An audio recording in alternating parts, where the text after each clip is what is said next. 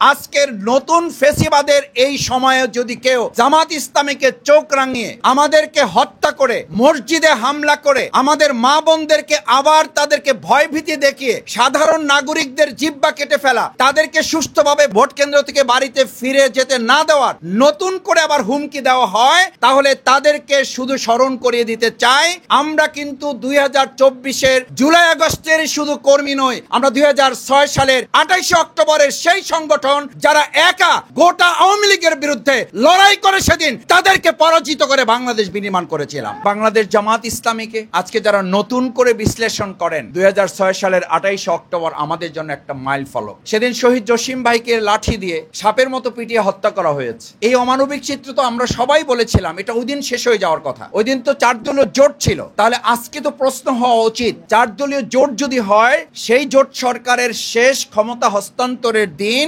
শুধুমাত্র জামাত ইসলামী এবং ছাত্র শিবিরকে টার্গেট করে আওয়ামী লীগ আমাদেরকে টার্গেট করে কেন আমাদের বিরুদ্ধে সেদিন মাঠে নেমেছিল। ঠিক একইভাবে আপনি দেখবেন এই আওয়ামী লীগ 2024 সালের জুলাই আগস্টে নিষিদ্ধ করার তালিকায় শুধুমাত্র জামাত ইসলামী ছাত্র শিবিরকে রেখেছিল। 2006 সালের 28 অক্টোবরও তারা জামাত ইসলামী ছাত্র শিবিরকে টার্গেট করেছে। 2024 সালের জুলাই আগস্টে শুধুমাত্র জামাত ইসলামী ছাত্র শিবিরকে টার্গেট করেছে। এর দ্বারা প্রমাণিত হয় বাংলাদেশের দেশপ্রেমিক দল হিসাবে, জনগণের সংগঠন হিসাবে জামাত ইসলামী ছাত্র শিবিরকে শুধুমাত্র তারা শক্তিশালী প্রতিপক্ষ মনে করেছে বলেই আমাদেরকে তারা টার্গেট করেছিল। সেই জন্য আধিপত্যবাদের বিরুদ্ধে মাথা উঁচু করে দাঁড়িয়ে থাকা এই সংগঠন জামাত ইসলামী এবং ছাত্র শিবিরকে যদি শেষ করে দেওয়া যায়, তাহলে আধিপত্যবাদ এবং ফেসিবাদরা মনে করে তারা তাদের মতো এই বাংলাদেশকে আবার ফেসিবাদ এবং আধিপত্যবাদের দিকে নিয়ে যেতে পারবে। আমরা দ্ব্যর্থহীন কণ্ঠে ঘোষণা করতে চাই, সেদিন 12 ঘন্টা লড়াইয়ে আমাদের ভাইদের শহীদের কফিন সামনে রেখে আমরা 1 সেকেন্ডের জন্য যেমন থেমে যায়নি, নিস্তব্ধ নিথর হয়নি,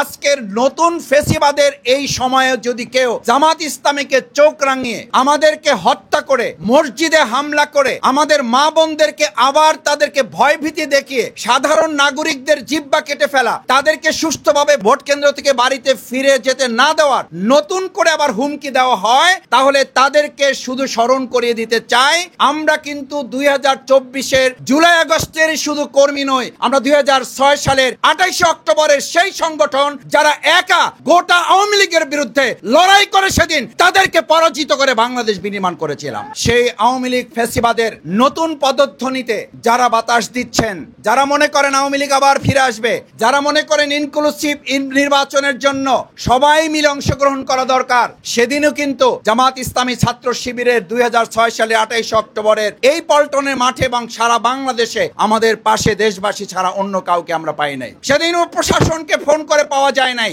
সুতরাং নিরপেক্ষতার বিচারে আগামী দিনের জাতীয় সংসদ নির্বাচনে আমরা বলবো রাজনৈতিক দলগুলো লেভেল প্লেইং ফিল্ড তৈরি করে একটি সুষ্ঠু নিরপেক্ষ জাতীয় নির্বাচনের জন্য জুলাই সনদের ভিত্তিতে আইনি ভিত্তি রচনা করার মধ্য দিয়ে একটা নির্বাচন যেন অনুষ্ঠানের দিকে আমরা যেতে পারি। তাহলেই 2006 সালের 28 অক্টোবর যে পথ হারানো বাংলাদেশ, সেই পথ হারানো বাংলাদেশ খুঁজে পাবে নতুন পথের সন্ধান বাংলাদেশ।